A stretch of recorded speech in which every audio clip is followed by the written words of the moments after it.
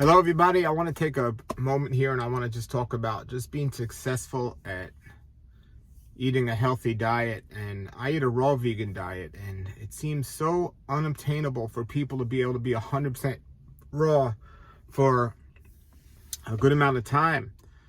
And if you see my last interview with Joseph from Gratitude Farms, this man was diagnosed with cancer in his 30s and tried to go the medical route, but he wasn't happy with the way he was feeling and the results he was getting from the chemotherapy after his surgery. So he cut his chemo short and he decided to go to a raw vegan diet. And as he was doing a raw vegan diet, he was told to avoid fruit. He was told to eat a particular way, the Hippocrates Health Diet, which is what I like to do. But then he, after 3 years of that and success on his results of improving from their surgery and not having a reoccurrence of cancer, he switched over to a fruitarian diet, meaning he ate mostly fruits and he cut down on the fats tremendously. And he noticed what I noticed. He noticed a great connection between the amount of fat we eat and when we eat it. So those are two things to consider if you're going to be on a raw vegan diet that I've noticed on a long-term raw vegan diet. Now, food combining and how much fat we eat. So his outcome of understanding was it doesn't matter how much sugar we eat if it's coming from fruits, but the amount of fat we eat can affect the amount of sugar. So anyone that's having problems with too much sugar on a raw vegan diet, his conclusion was they were eating too much fat. And as long as he ate a small amount of fat separate from the sugar, he'd be okay. But if he ate fat in terms of nuts or avocados, because that's the only place you're really getting fat from on a raw vegan diet, if he ate more than 10% of his diet from fat, then he would start having issues. So if he was going to be successful on a fruitarian diet or eating mostly fruits, he couldn't eat more than 10% fat. Now, there's a book by my friend Dr. Doug Graham called 80-10-10, which kind of talks about this concept as well. And I use all these words lightly: raw food diet, fruitarian diet, because it doesn't necessarily have to mean doing it 100% when you're labeled something. So you could be eating mostly raw foods and consider yourself a raw foodist. You could be eating mostly fruits and consider yourself a fruitarian. But then there's the technical aspect of that, if it's all or nothing, right? But the conclusion was, with the results that Joseph was getting, and also of the book 80-10-10 and Dr. Doug Graham, from my understanding, is as long as you're eating less than 10% fat on this raw vegan diet, it's okay to eat fruit and sugar. But if you're eating more than 10% fat, then it becomes an issue. And at least that's my understanding of what that is, the 80-10-10 diet. So I could tell you I'm a very athletic person, and I have to get my nutrients from somewhere. And it's really either, if you're going to be if you're going to eat cooked food, you can get it from starches, not necessarily your nutrients, but you got to get your calories from somewhere. And it's often, if you're eating cooked food, it's from starches: bread, potatoes, and some sort of cooked food. But if you're eating 100% raw vegan diet, and you want to eat 100% raw vegan diet, which I consider to be the best, the fruit, you need the fruit. You need the fruit. And so it's either the sugar or from the fruit or the starch. And I'm not going near a cooked food diet. I'm not against if people want to eat some cooked food, but for me, it doesn't work. I want to eat 100% raw, but I can't exclude the fruit. But the problem is I like fat. But I've noticed if I eat too much fat, especially at the wrong time, I never mix fat with sugars. It's just not a good combination. When I was younger and I first got into eating the raw vegan diet, I used to have like dates with the almond. It's a common dessert, dates with an almond in it. It's delicious. And I can't say I never do it now, because on occasion, if somebody makes me a banana cobbler or something, a very rare occasion, that's a dessert that has macadamia nuts and bananas in it. That's a sugar and a fat. But for the most part, eating fruit with nuts and seeds, or eating fruit with even an avocado, which is a fatty fruit, with a sugar fruit like a banana. If I eat a banana or an avocado, I'm not feeling well. If I'm eating a banana with oranges, I'm not feeling well. So I do my best to separate those.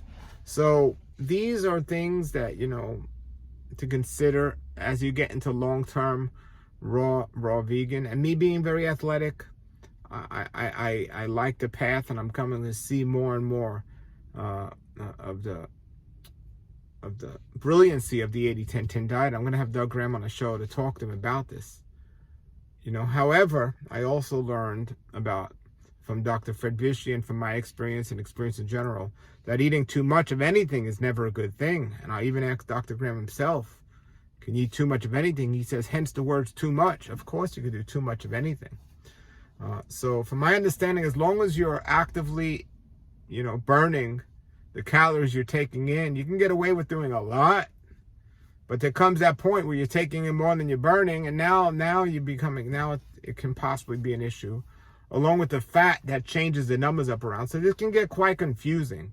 But these are reasons why people don't think about this, that they often fail at eating a raw vegan diet long term.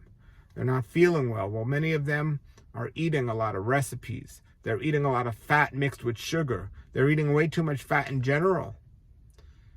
And, and then there are people that are eating a lot of fruit sugar that are not active. And Joseph and I and other people have come to the conclusion, if you are going to eat a high fruit diet, you need to be active. You're not going to do your best if you're not active. So, taking all these things into consideration. And then Dr. Fred Bishy, who's 93 years old, he's been doing a raw vegan diet a long time. You don't need to eat a lot of food. He says very rarely in his life does he find himself eating 3 or 4 fruits a day, pieces of fruit a day. I mean, he's run marathons, ultra marathons on 4 pieces of fruit. You don't need a lot. As your body becomes cleansed, it becomes more efficient. So that's something to consider. I've sat down during mango season and I have had 6, 7 mangoes in one sitting. And that's just in that sitting. I've eaten more fruit throughout the day, and you never feel good when you overeat either. Overeating's not good. So what it really comes down to is each body and person or time of place where they're at is not exactly identical. And we can have our basic parameters of what works for us. And by what working for us, I don't mean just by how we feel. Our digestion, how often are we going to the bathroom? I don't care how great you think you're eating. If you're not going to the bathroom every day, something's not right. Your sleep, I don't care how great you think you're eating. If you're not getting good quality sleep, it's not great. So you want to take all these things in consideration and create the parameters for yourself of where you want to be at, but taking in all this other consideration. And after being on this diet almost 30 years, I'm still twinking it up to find out what's working best. And then the other thing to account for is your body changes as time goes on. And then another thing to account for is there's stress levels that also will make things go one way or the other. And then you could look at supplements and blood tests and all these different things. And yes, it can get quite complicated, and if you let it, it can get overwhelming. But I know I feel amazing. I know when I feel amazing, how I feel amazing.